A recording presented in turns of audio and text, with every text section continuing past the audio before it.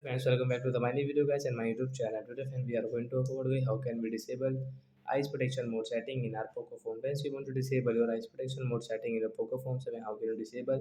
Today I will show you in this video guys. So before starting video friends, first of all go and subscribe the channel guys and like the video guys. So friends, now let's see how can we disable eyes protection mode setting. And first of all open your phone setting guys. Then guys scroll it. Friends, you can see guys your display settings. So friends, click on your display setting.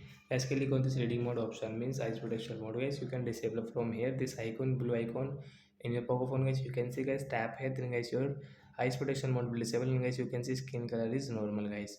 So like that guys, you can disable your eyes protection mode. So that's it guys. Thanks for watching. We will meet the next video guys with new topic. Before going guys, please go and like the video, subscribe the channel. Bye bye friends. Thanks for watching the video guys.